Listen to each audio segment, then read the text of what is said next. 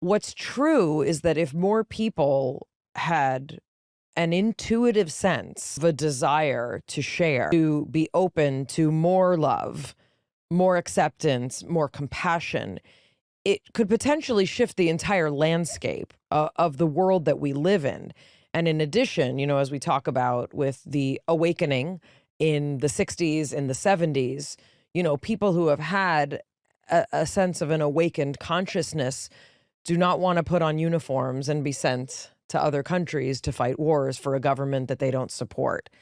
Is that part of the threat that this kind of consciousness expanding medicine holds? Is this why we are not allowed access to it and it's not supported and advertised? Like what is the block to us being able to expand our consciousness and our potential as humans? What doesn't the government want us to have? It's the inertia of ignorance. So many, I mean, dealing with government, we have many examples of this. Bureaucrats don't want to change. It jeopardizes their career. It puts them in danger. Easier for bureaucrats and government to say no than yes. So change comes at an expense. I want to, again, to give a shout out to veterans and law enforcement and to physicians and firefighters. They see the healing properties. Look at Rick Perry, the former governor of Texas. He's had this awakening. And then the fundamental Christians and the fundamental Jewish community and Muslim community. I mean, it's the golden rule: do unto others as you wish them to do to you. I mean, this is something that it's the vitriolic extremes and the narrative. I just turned off comments off all my social media today. I went to Grok, Gemini, ChatGPT, all these different things. And you can ask the question, how many comments on social media are bots or nation states that are trying to create divisions in America? The number is to 80%. I mean, we're fighting a war that doesn't even exist in many Yeah. cases. I mean, when people realize that the comments are there to manipulate you, to cause inflammation, harms your immune system, as well as the social fabric of our society. People are being manipulated by AI that's being weaponized. The comment section just, gave a talk on saving the bees and upregulating immunity to a huge paradigm shifting discovery. Someone make comments about something that's totally unrelated. It's just to poke you, to cause reactions. It's a viral infection on our society. This is where we need to fight back. One way to fight back is just turning off those comments and going outside with your children into nature and take photographs of flowers, mushrooms, and insects, and go to iNaturalist and get back into the natural world, folks. That's where we came. People have to recognize it as a viral infection, as a manipulation, as something that is being done nefariously to them because it's been normalized. And then they just ride this wave and get inflamed and get distracted and don't want to go outside. And it's having the intended effect if we are not calling it out and recognizing it.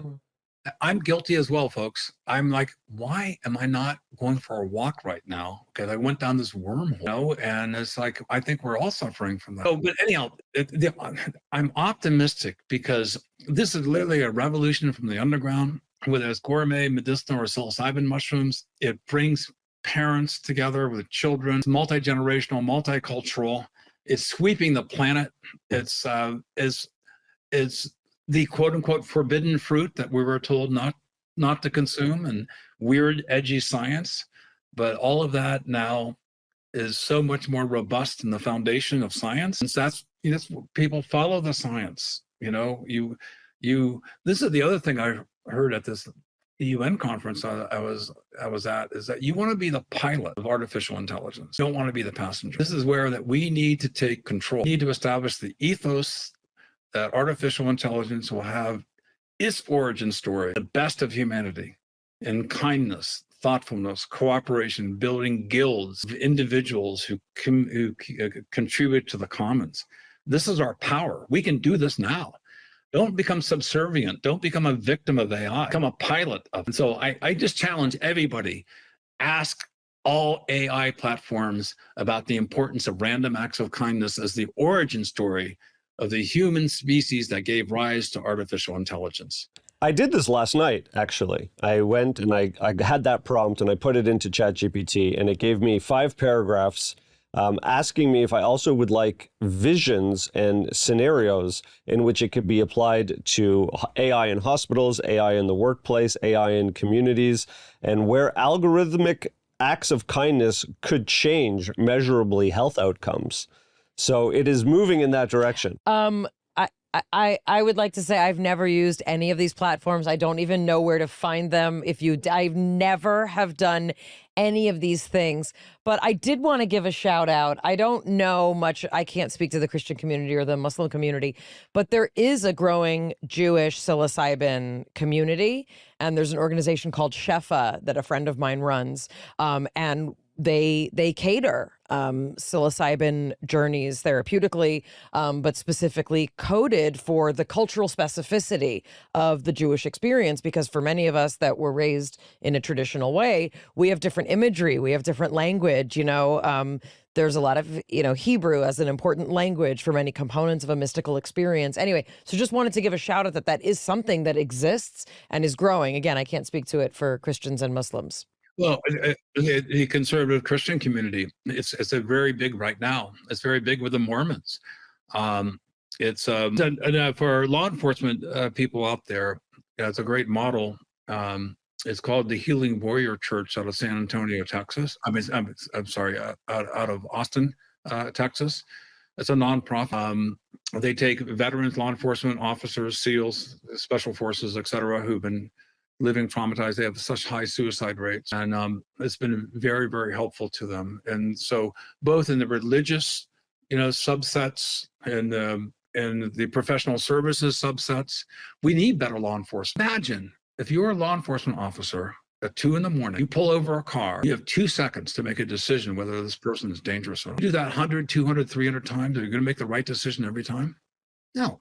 No, that wrong decision, should that determine the rest of your life? Then, because the insular community of law enforcement, they share the stories with themselves, but they don't want other people. So it becomes more closeted. Able to break the shackles of shame, forgive yourself, and realize I'm really a good person. I screwed up. I'm going to do extra better now. I'm going to pay it forward. I'm going to make sure I'm the best law enforcement officer I can be. It's who we need. It's who we need with doctors, firefighters.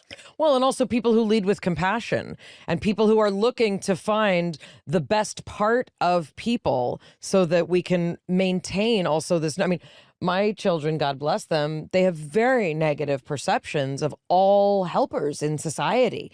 People that we grew up, I still wave at firefighters still as a grown woman, but we grew up that these are the heroes, these are the protectors, and I completely understand why that has shifted. But I also think of the amount of time they spend on social media and what's being fed to them. And I said there are still good people, but just the notion that we want to have more people in those positions of power, right? Meaning they're in situations where they have the ability to make these kind of decisions, leading with compassion.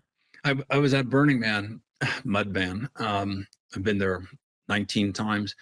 I got lost in the playa on my way out at 3 a.m, and I saw a law enforcement officer way in the distance, and I drove up to him and said, "Hey, man, I'm lost. I don't know where I am." And he routed me the right way. And I just said, "Hey, I just want to say, you folks have a difficult job. I really respect and appreciate what you do. But I believe 99% of people are basically good." Looked at me and smiled, and he said, 97.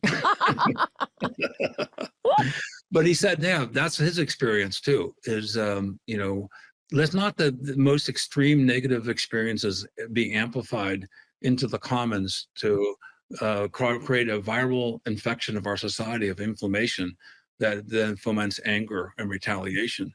This is really important. I really believe that functionally people are good, and we should not let extremists steer the future of our society. I'd love to touch on your 2005 book and also talk about what's changed since then, because a lot of people talk about the health benefits. We're talking about PTSD recovery and all the other areas in which it can help us physically. But I think less people understand the implications to all the different industries that it can benefit, and that I forget the number, but I heard the number of patents that you have, and it's like, wait a second, there's something else going on here far beyond the story of just ingesting psilocybin or... Yeah, let's put patents in perspective. We wouldn't be having this conversation if it wasn't for patents. And 17 years, actually it's less than 17 years. It's usually about 12 to 14 years. It all becomes open sourced, right? So it's to give people a competitive advantage so they can make the investment and take the risk. It's risk reduction. I have many patents that have expired. They're open sourced. One that could replace the majority of insecticides. Folks, look it up. It's open source. You can't protect yourself against competitors with intellectual property. That's what open source means. So, but in the novelty factor, which means it is unexpected. It's not logically sequential. It's not obvious. It's called unobviousness. But so much of that is open source now. I only use patents to say that there's breakthroughs and great things that have been discovered. I don't mean to sort of have any negative connotation to it. I'm like, wow, there's... A lot of people, I have a knee-jerk reaction. And one person challenged me, and I said, you're challenging me on a phone that's, if you didn't have patents, you wouldn't have the phone. Yeah. Let's roll back the clock. We wouldn't have this conversation. Woof, it would be disappear, or it set back society by a decade. All patents should be open sourced. All patents should be benefiting the commons. It just gets a head start for a small group of people. But that just means there's a deep well of unexpected knowledge that humans, I frankly think nature owns everything. I just said it's temporary custodian of knowledge, trying to advance this forward, and so many other people. That's wonderful. We need to culture the invention, and so we need to incentivize people to have invention. But there's so much stuff now that's coming out, and you alluded to it. It's fundamentally changing installation materials, packaging materials, building materials, fermented foods. I was interviewed. I met an editor of Scientific American. And I go, I have an idea, but you'll never publish it. He goes, what's your idea? I said, well, two things. One, if you go to Mars, build an igloo made of mycelium. They're mostly nanofibers of carbon. 85% of mycelium is carbon. You put solar panels on top, and your igloo can not only insulate, but it could be a battery. I said, someone should take this and run with it. And I said, but there's a problem. He goes, what's the problem? I go, people will be sad. They'll be depressed. They'll look back at our blue planet going, why am I living in this tiny little building? I can't smell flowers or go in the woods or swim in the oceans. So like what Elon Musk, if you're watching Elon, you go to Mars first, okay? You tell us about it.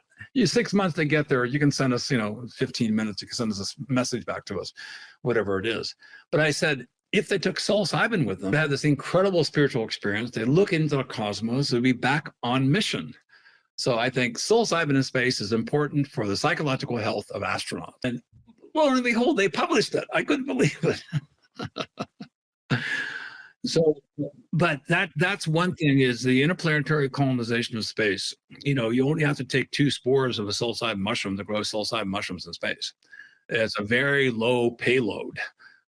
And 2 spores of oyster mushrooms, obviously you can take test tube cultures, but the payload mass is very low. And then you can exponentially expand it on agricultural waste, human waste, debris fields created from construction, et cetera, et cetera. So this is a paradigm shifting technology for helping us leap into the cosmos.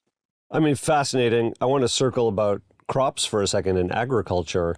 There was recently a article that says, oh yeah, eating Roundup is totally fine, no problem, which is a little baffling. Can you talk about some alternatives of helping crops grow and stay safe without chemical treatment? Well, it's a dance right now. I mean, better living through chemistry, it's a single molecule, targeted approach, which has this usefulness. You can't argue against it in some ways. Protecting crops so there's better yields and there's more food to feed the world. That narrative is a little bit dated now, because we know the after consequence and the non-intended effects can be deleterious for the long term. So when you're looking at short-term gains versus long-term benefits, that's the balancing act that we're facing now.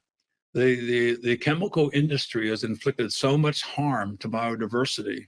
It's unraveling the very foundation of the ecosystems in which we've evolved. So the short-term grab for money is the incentive. A lot of these chemical industries, and they inflict harm on the ecosystem for the commons of your descendants. You have the right to rob your children's future. Some people will say, I don't care about my children. I'm not going to have children. I want it all now. It's kind of adversarial to the health of the commons. So what the fungi do is they eliminate the need and the necessity and the intensity of using these chemical solutions. This is why conventional medicine and conventional agricultural practices and mycelium-based solutions can marry together. And what it does, it lowers the need for toxicity, increasing the innate immunity of the ecosystem. We see this in agriculture. We see this in medicine. This is what I'm so excited about. There is a shift going. And I come from a wheat farmer family. My family had 10,000 acres of wheat in Eastern Washington. I inherited 200. I was talking to my uncle, and this is the Palouse country in Eastern Washington that used to have 20 feet deep topsoils that blew from Eastern Oregon, over 10,000 years, from the volcanoes and the winds, deposited the Palouse beautiful hills. And now that 20 feet of topsoil shrunk to about, 12 inches, 10 inches, because of repetitive farming.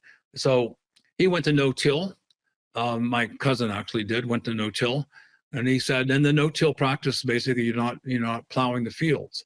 He said there was a loss in production for the first few years until the carbon was built up.